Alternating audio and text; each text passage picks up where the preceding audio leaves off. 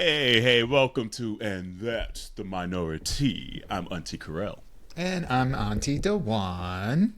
Hey, y'all. Ooh, hey. And Auntie Terrell had to, she had to dodge out of work right quick, so she's like, y'all handle this. But we'll see what we got to say without her. She's like, I got a house now. I gotta go. she see how much time, like you said, sweat equity it take to maintain a home. So she'll be back hopefully next week or figuring out the time schedules because the whole time schedule is different. But in the meantime, yes, and in between time,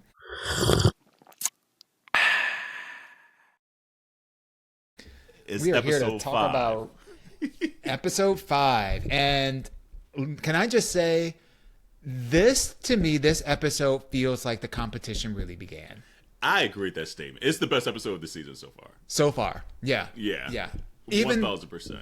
Even though I'm never really crazy about like these the RDR lives or whatever. I'm not really crazy about this because they never aren't as, in my opinion, as funny. The way that they're written, they're not as funny. Yeah. Which shows you how good SNL is then. Because it shows you how hard it is to write consistent funny shit. And SNL doesn't hit every week either. Right. Absolutely. so that's what it really shows you, that SNL is a whole nother level. But this is where, in my opinion, where the competition really begins. Because we open up the episode with the girls entering the workroom. And of course, Ariete, as we'll recall, and by the way, we really shouldn't have to say this because this is a recap, meaning if you don't want any spoilers, then you need to turn this shit off and watch the episode, and then you can come in this.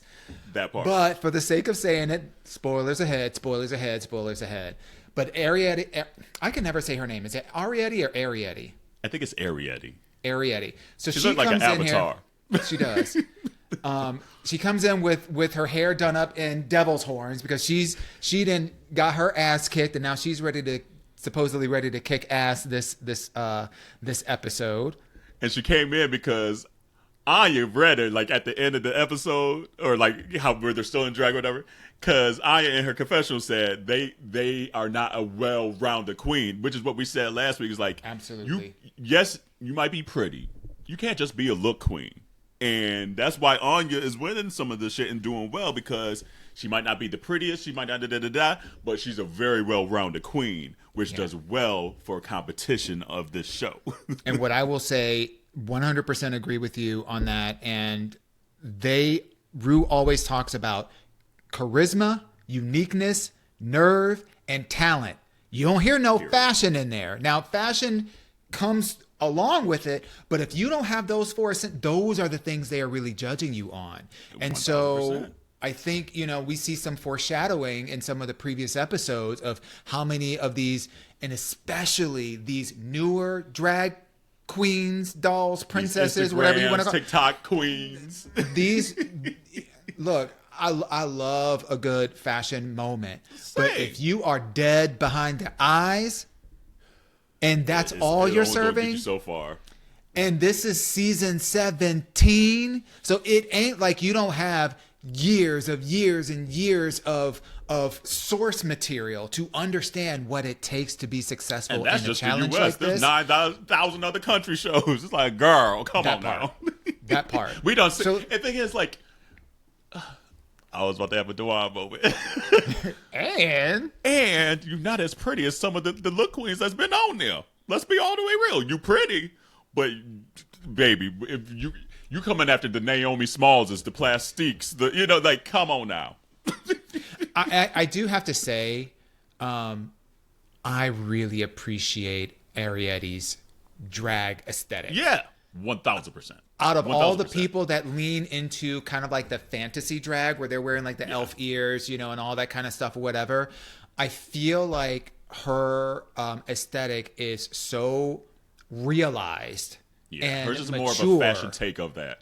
Absolutely. And it's done impeccably well. She's got great taste. 1,000%. Charisma, uniqueness, nerve, and talent, however. We're gonna need to work on that. Let's talk about it.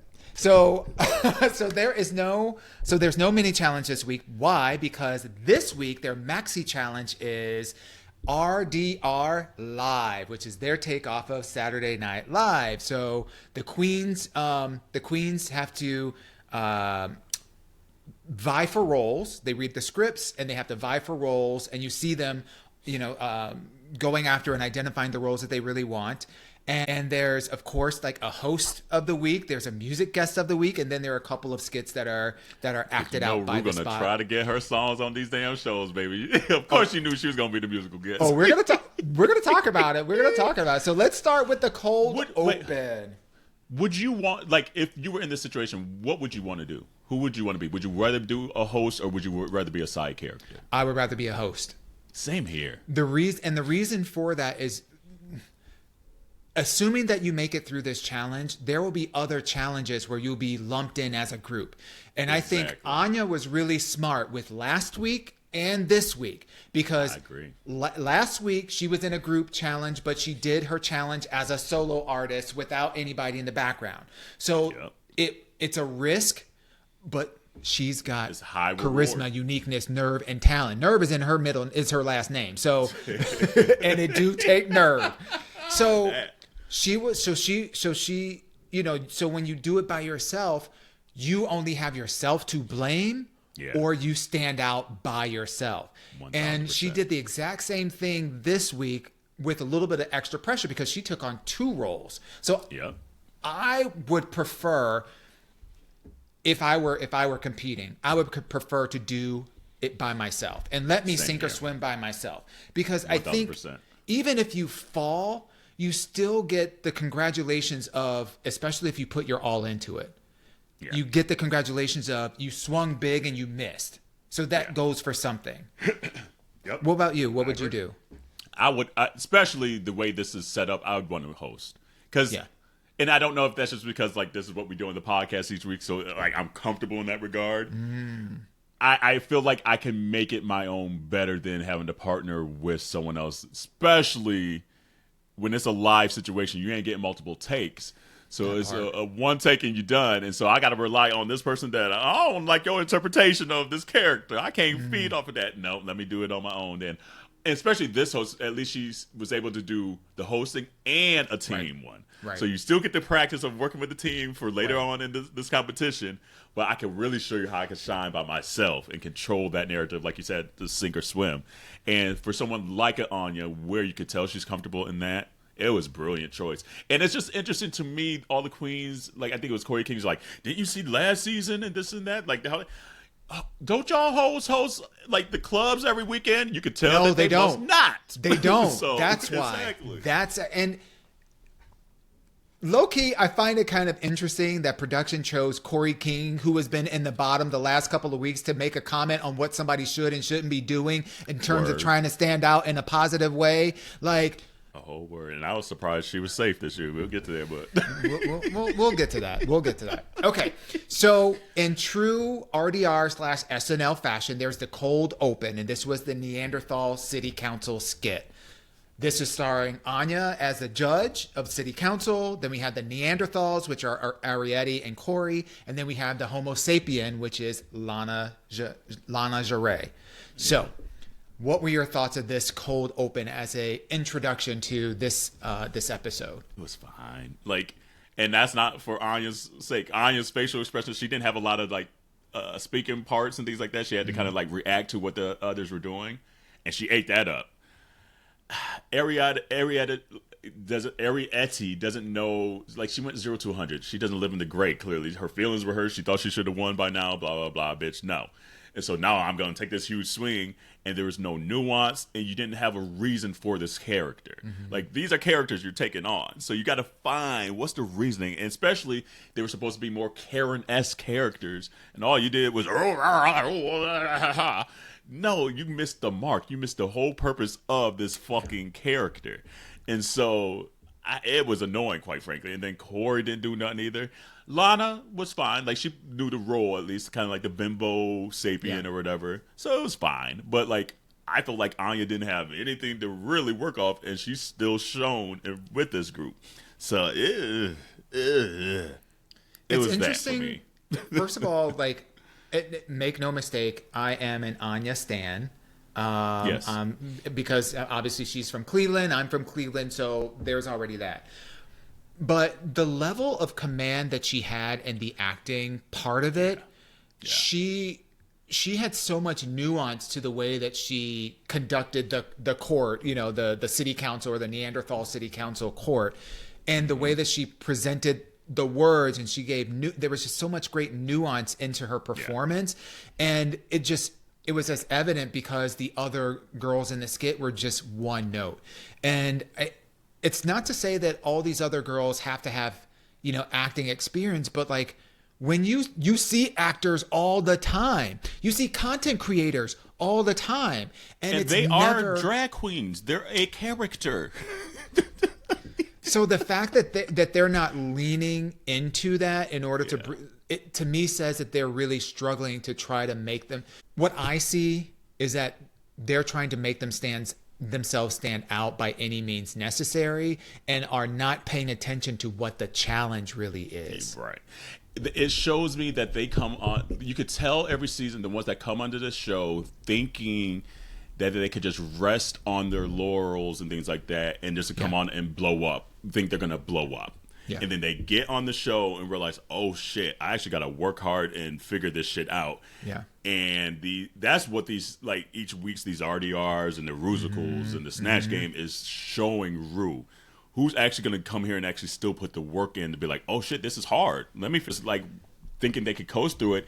And if you think you could coast through this show, especially in season 17, is so glaring now. And then we pan back to the main stage with Auntea as the host in her host role, looking gorgeous in lilac, by the way. I like that hair. Yeah, I like that color in her. I have to say, I stand for her. I haven't stand for all of her looks. This so far to me has been one of the most polished, put together looks that she has presented. I care for the dress so much, but I like the color on her.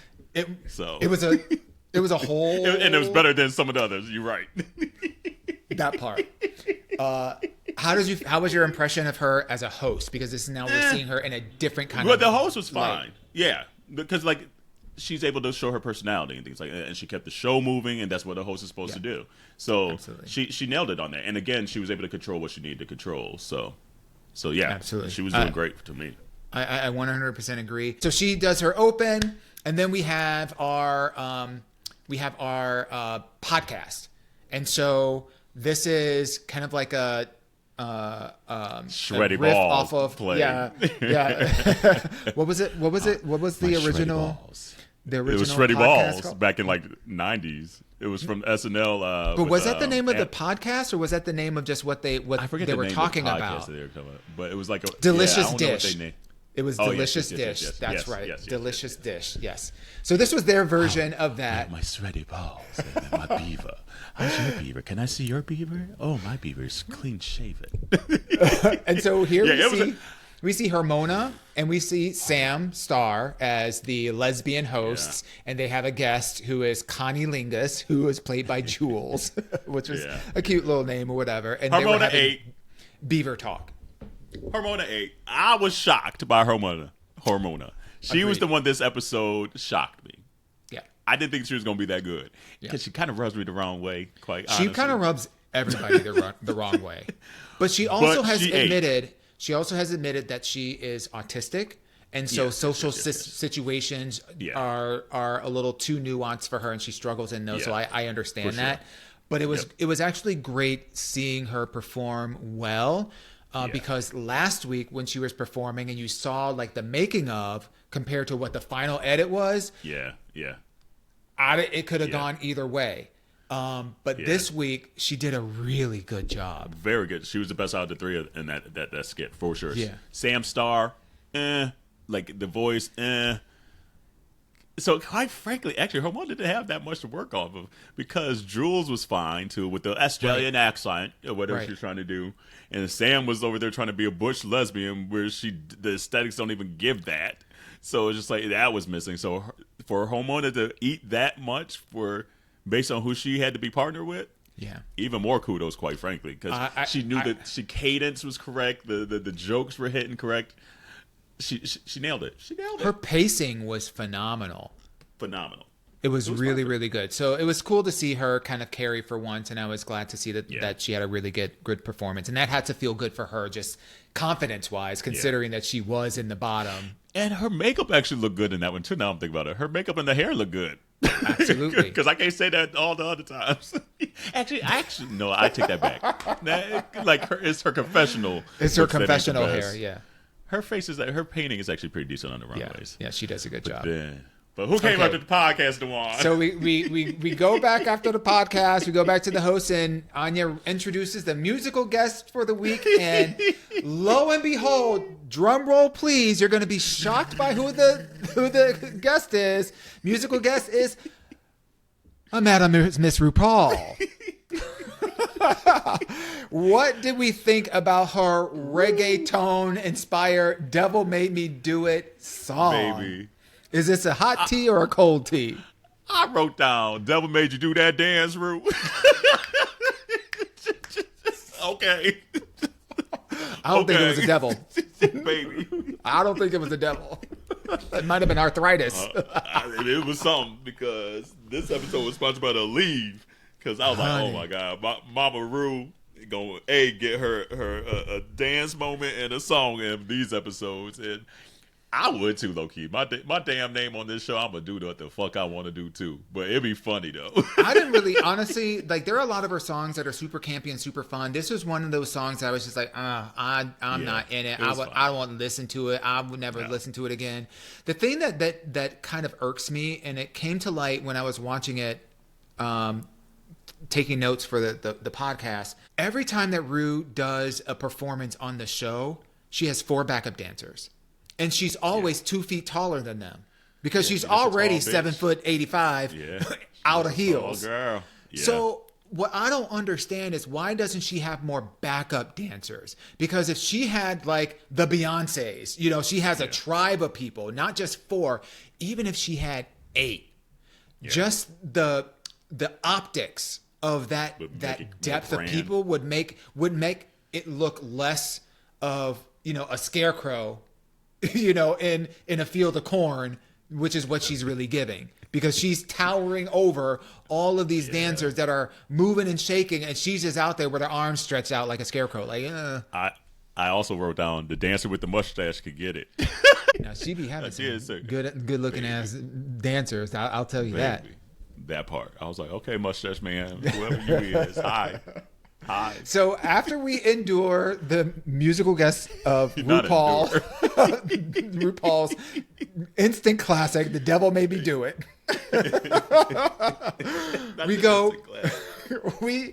we skedaddle on over to the Queen's News Network, the news section of the episode, and this is featuring Miss Lexi Love and Crystal.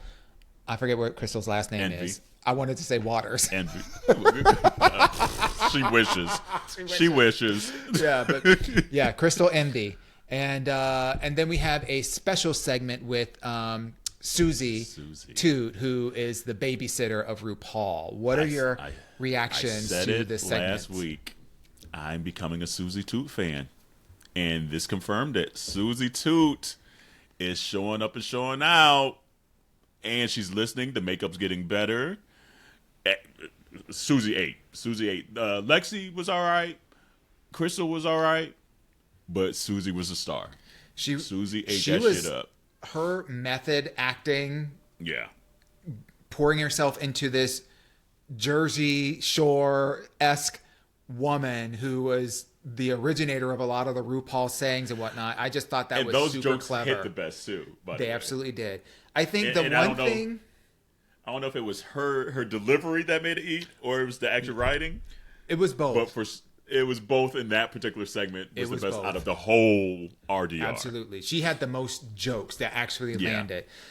I low-key feel like Susie unintentionally, I just want to choose my words correctly, unintentionally downplayed the theatrics of the other anchors, because we saw as they were preparing for this that Lexi was kind of frustrated that a lot of her ideas were being vetoed by Susie, who is a theater kid, and so I wonder. Was she right? I think so. I think in the end, I think she might have been right. I think in the end, it would have been great to have some, because listen, what the one thing that you need to do with all of the challenges, not necessarily on the runway, but the challenges, is make Ru laugh. So yeah, for sure. The more of the antics, the stupidity, the outtakes, the whatever that lands in a funny kind of way, the more chances you have to actually achieve that objective. They delivered the news like it was the news, and it was a snooze. Ooh. Did you see that? Yeah, come on, bars. Man, I got bars. So yeah, but Susie Toot really ate that, and that was a part that was made for her. I think what will be interesting is when they transition out of these acting challenges, because it's been in their favors, to more of the like girl group challenge or the Rusicals and things of that nature, where it's going to be them lip syncing and how do you stand out without standing out in the wrong way in those challenges. Yep. So then after Q&N, we then transition to the last skit of the night. And this didn't really have a title, but it was kind of inspired by the Golden Girls. And this included Lydia Butthole Collins? Yes. Yep, Collins. Yes, Collins. And Acacia Forgot. And they were playing, Acacia was playing kind of like the Blanche style character. And then Lydia was playing the Sophia style character. And then they had the guest of the week, who was Paul W. Downs, which I don't know who that is. I had to look him up. And low key, like, where are they pulling these guest hosts from? Because why are they pulling out these people that nobody really knows? Well, let me rephrase. Not a lot of us know who they are. We don't know. We don't know who they is. I mean, I know who Doechii is. This would have been. About it. So, in any rate, I knew Sandy Bernhardt and Doechii so far this season. And, I guess Katy Perry. Katy Perry. Okay, so initial thoughts, reactions to this one. Because Lydia Butthole was terrible. Acacia actually kind of surprised me too. I would say Hormona and Acacia were the two this week in the acting challenges that actually surprised me the most. Mm-hmm. And actually, Acacia looked all right in the Blanche kind of garb that she had on. I was like, the body was bodying, the hair was good. The hair was good. Because she was out of her little 80s garb. So I was like, oh, Acacia, there. Kind of like Hook. Peter, there you are. I was like, Acacia, there you are. That's the aesthetic you should go for. Yeah, she really put herself into the role. And I felt like the chemistry between the three people, like between Paul and the two drag queens, just really wasn't there. It felt like there was a lot of saying lines at each other versus like acting with each other. And unfortunately, Lydia fought for that role, which in hindsight, she didn't know anything. She doesn't even watch the Golden Girls. So why was she fighting for that particular role? Because she could. But she fought hard because that was Hormona wanted that role. Yeah. And now that we see what Hormona was able to do with the lesbian role, she would have. I think it still worked out. I don't even know if I would have seen Hormona, quite frankly, in that role either. But she did show that she's capable of acting. So maybe she would have ate it. But I think the chips fell where it needed to because the universe gave us actually a good lip sync at the end too. So. And speaking of lip sync, so let us run to the runway. So so as they're getting ready for the runway, we have a couple of things that kind of come out in some of the chatter as the girls are dolling themselves up for their runways. We hear Jules trying to get a new term out in the ethos of gaydom called piggy, which it's like, if you're eating, I don't think that's gonna. Me wearing this nasty pig hat, that's not the piggy I'm thinking of. Ain't no drag queen. Nothing else. Ain't no drag queen gonna take on some comment you calling him piggy. I'm sorry, that just ain't gonna land. No, not in this part of the queerdom. Let's keep pigs over here. Yes. And then we also hear another term being coined by Miss Lexi Love, and that's the Kumbaya girls, who she's referring to Lydia, Acacia, Hormona, and Susie.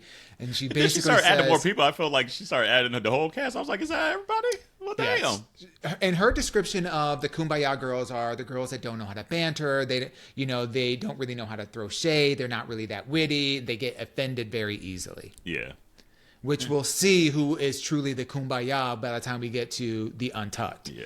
Yeah. And then one other thing that I found that was interesting is that Lexi had, I don't quite know if she dead named herself, but when she was talking about the fact that she, that she is a corporate trainer, which is, kind of like in my realm or whatever. And so they showed like I think her badge or her corporate picture or LinkedIn picture. It was a fucking LinkedIn. I was like, oh, wow. Yeah. So that was very interesting. I don't know how old that was or if that's still active or whatever, but she said in the confessional that there are a lot of people that she currently works with because that's her day job. Like she's doing this on the side. So she said a lot of her coworkers, she didn't say past, she said my coworkers are going to be really surprised to see me in this kind of way. I want to know what she put in for her PTO. Girl. There was short-term like disability. Short-term she said, I gotta how you out here for a month? I got a surprise hernia operation. Seriously, I was like, damn. I was like, I want to go on a TV show for a month. That's right.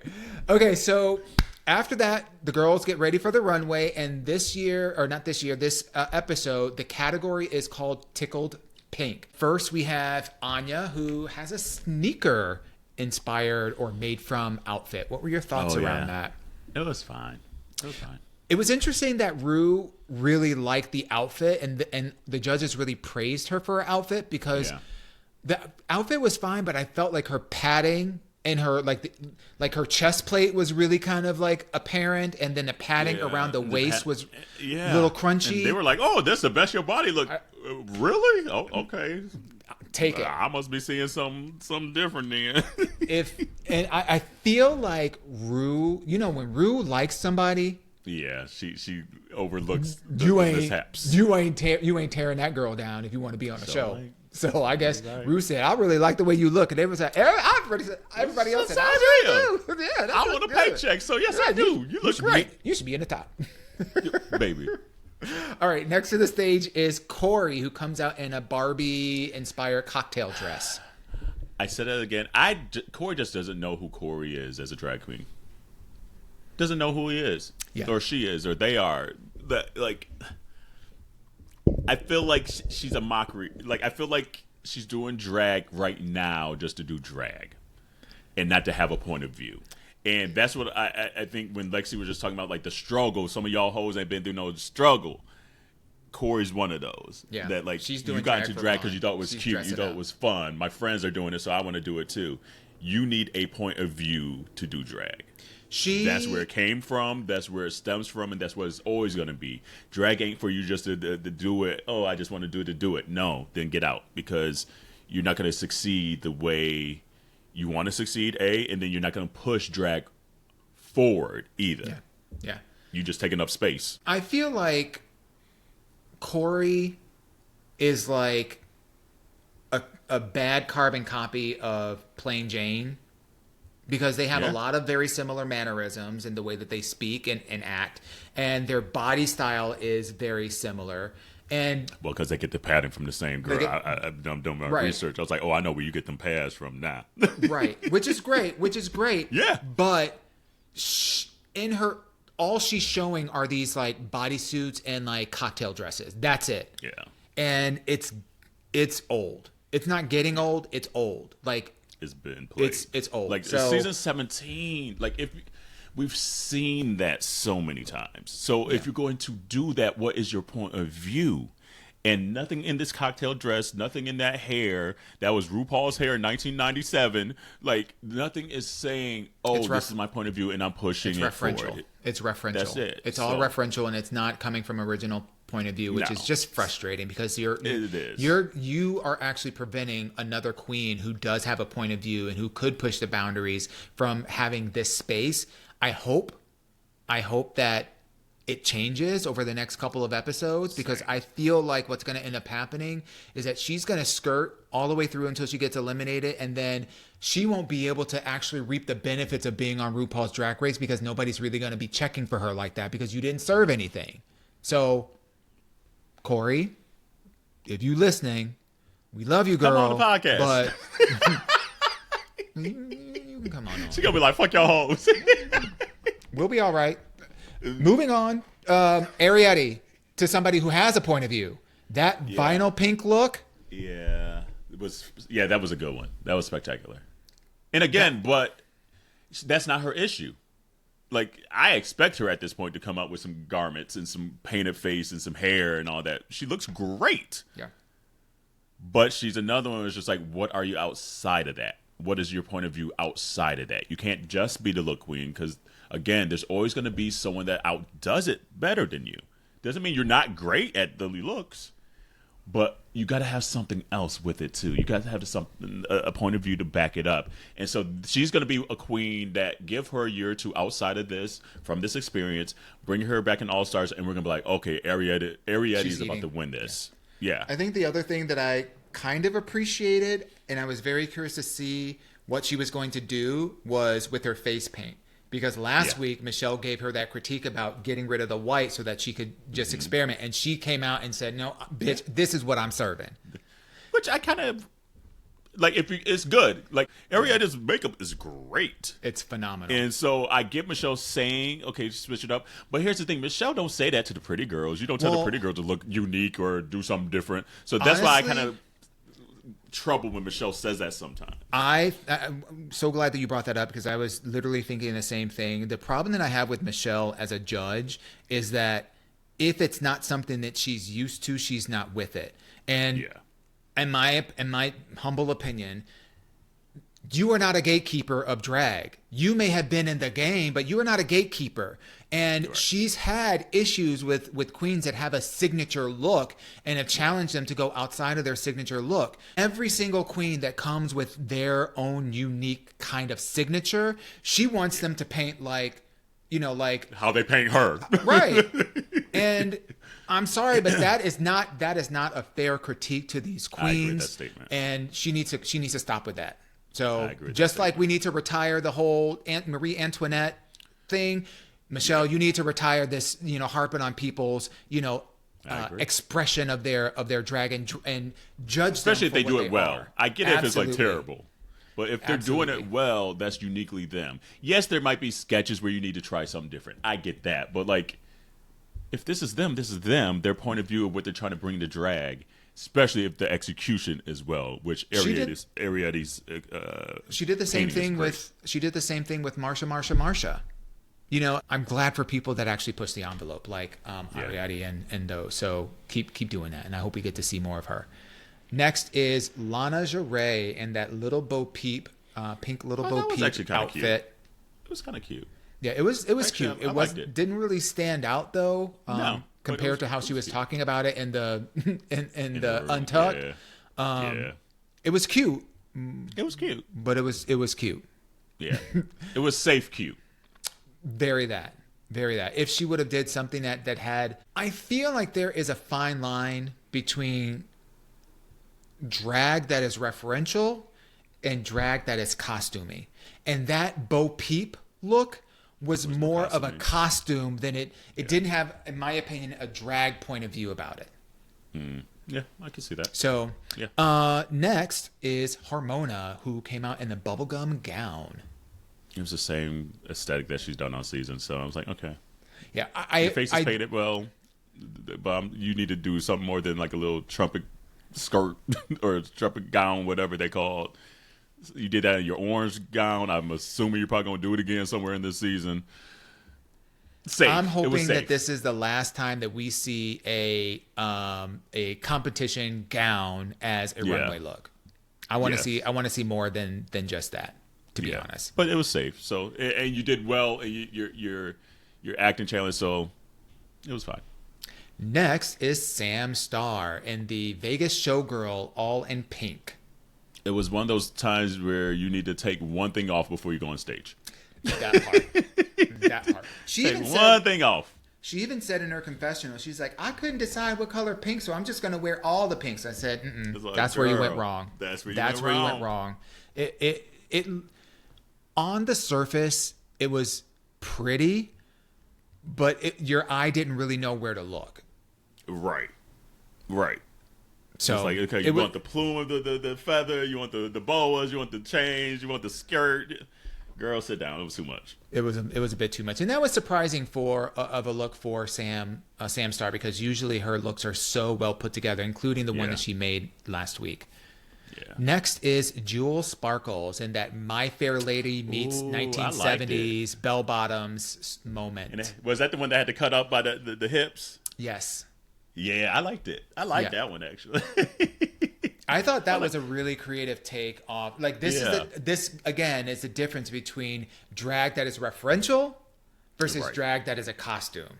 Exactly, I agree. Because it's like we've seen the aesthetic, that silhouette before, but it had just little tweaks to it where you're like, oh, I ain't seen that kind of version of it though. Yeah. So yeah, no, I thought that was actually one of the top, call it 2 or 3.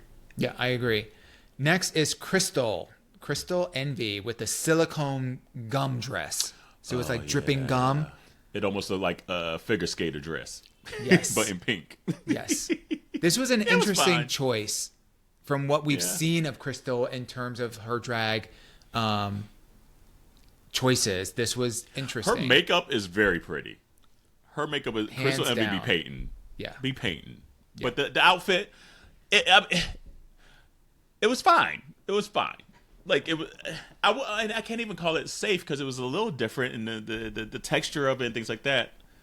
Maybe it's just something I wouldn't wear. Maybe that's what it is. I don't know. I feel like Crystal may have thought that she might have had to lip sync for her life today, because this to me looked like a performance outfit. Not really a runway, like for the runway. She said, "I'm gonna put this Tina Turner outfit on right just quick. in case I gotta like turn, make it do a little turn for me, and save the other pink dress that I was gonna do for this for something else." That's what it felt like to me. Shimmy for me again. Okay, now. Yeah. Well, yeah, it was fine. And then next coming to the stage, we have Lexi Love in the pink leopard outfit, looking like the Looking like New Jersey. The CEO of Les Bottoms Asbury Up Park. Les Bottoms Up Strip Club. And I kind of low key liked it. I did too. I honestly, it could have been so tacky, but it wasn't. It still kind of was, but it wasn't. But it was teetered on that line. It was very Jersey. It felt very, very Jersey, very fabulous. I really enjoyed it. Yeah. To me, that we all know that woman.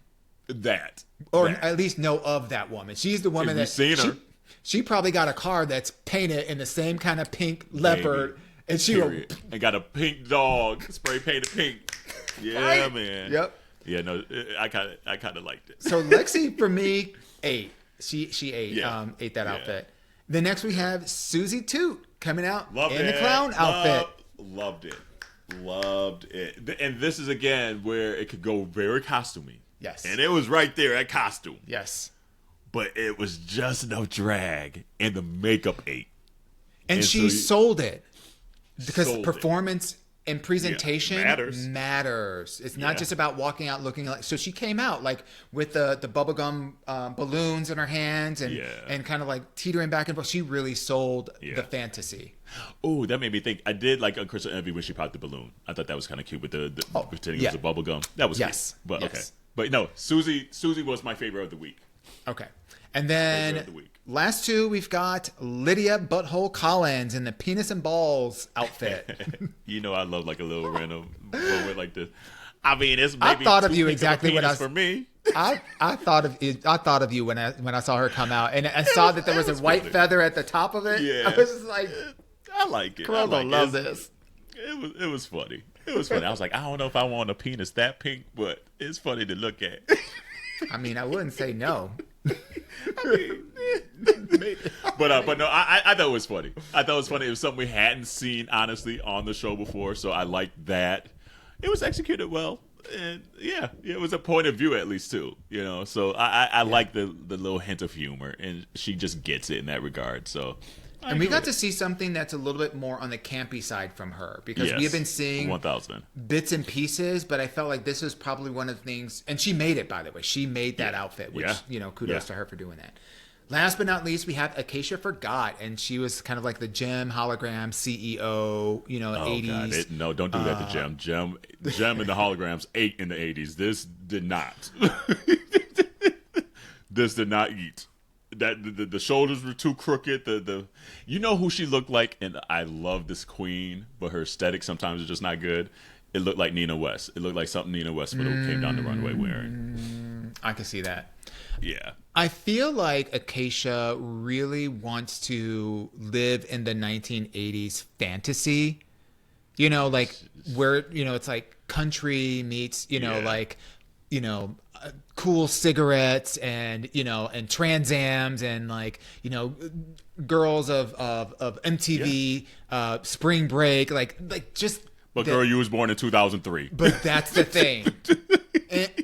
and as much as she's doing kind of like period referential, drag aesthetic, her references and the way that she pulls them together are completely off. It's just it's just completely off. Yeah. So, to be honest, I will say her makeup was gone. actually good. I'm realizing her makeup skills are actually better than I first realized in the season. But it's just so high and low for her during the season. She's going to just be another one that she's going to look back at this season and be like, oh, I see what they were saying. And she's going to be another one that she's going to fine tune and come back in a future All-Star season and be like, there you are, Peter. I would not be surprised if she stops doing drag altogether just to focus on her music career. I feel like she's on this show, even though she does drag, I feel like she's really on this show to give her the exposure that she needs to really kick off her music career. And she's just transitioned fully into her music, whatever that's going to look like for her. Tops of the week, Auntea, Hermona, and Susie. Bottom of the week is Ariete, Sam, and Lydia. Do we agree? Is this right? Yes. And then 1000%. our winner of the week is our girl with the penis outfit, Miss Susie Toot. First queen. Susie didn't have the peanut. She had the clown. Oh, I'm sorry, the clown. And the first queen to get 2 wins out of the entire season so far. So she is in the lead, and the girls are hot. They ain't happy about hot. it, but hey. And then the step your bottom, pussies up. that part. And in the bottom, we got Ariete, we got Sam, and we have Lydia. And we have the lip sync between Ariete and Lydia. I would have thrown Corey in there low key. She needed to be in there. Who would you have Corey taken out? I would have had Ariete and Corey probably, and taken out Butthole. Interesting. I would probably have taken out Ariete and I would have replaced her with Corey. Because for as much as Ariete was, because as much as Ariete was yelling and screaming in her performance and her outfit ate up, I was like, I'd rather have somebody who swing for the rafters than somebody who just coasts on by. But at any rate, Ariete and Lydia, they perform, and it's determined that Lydia beats her out. Do you agree? Yes, Lydia surprised the shit out of me. That little white girl there, she had a little rhythm. I was like, she did her little. When she took the penis hat off and that hair, the way that hair fell, I was like, oh, she got tricks. Oh, she got okay. And she's got rhythm, and she can dance, and she has performance Come value. on, Boogie Wonderland. Never even really noticed Lydia, really, to be honest, out of the entire season. But that performance put her on the map for me. Put people on notice, 1,000%. And low key, I wasn't ready. I didn't know. Ooh. And low key, from what we heard from Ariete last week, who did not lip sync for her life, who said she's like, I'm not going home. So whoever's going to be going up against me, you better be.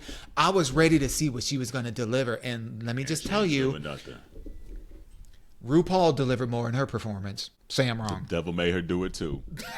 The devil was alive and well. Devil is alive. It was foretelling from the way that she did her hair at the beginning of the episode. Remember, because she had them devil hairs?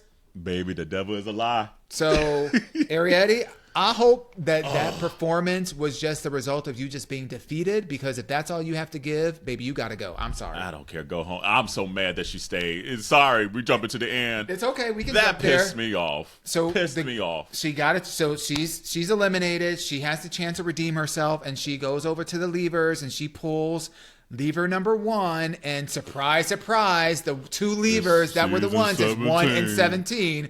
Like, so who didn't know that, right? So fucking annoying. And she gets to stay for another week. Ugh. No, I was livid. I was livid at the end of this episode. Livid. I hate it. I hate it. I get they had to have some kind of thing. I send these hoes home. Yeah, we don't need these leftovers. Let us mourn the goodbyes of these chicks and call it a day. Because I loved how gooped and gagged they were by Butthole. Right. They were like, oh my God, Arietta left. That's my homegirl. I love that scenario. Right. Send these hoes home. You sucked this week. And low key, if they didn't do this, then I would say up the ante next week and then send 2 people home. Send them both. Period. This is the part of the doing lip sync for the win, nuts. and then send the last 2 queens. You 2 are going home. Bye. So because I missed the seasons where there was more drama of these girls going home. Yeah, that's missing now because they just have to fulfill this contract of we got this many episodes and we don't sold the ads and all that stuff. I hate that. Yeah, I'd rather you send 2 girls home and we're short an episode and we just have a reunion special now or something. Yeah. Fill it up with something else. Fill it up with a RuPaul musical. Or bring two more girls into the competition. God damn it. Send somebody home. Have a special the drag queens. I don't care. You can fill up an episode if you need to. But for the sake of the drama of the show, it's making it annoying. Yeah. It irritated me so bad. Yeah. It really did. And so next week we get a teaser, and this is where they have the Let's Get Sickening ball, where they have to upcycle marine debris. So this will get it's another fashion challenge.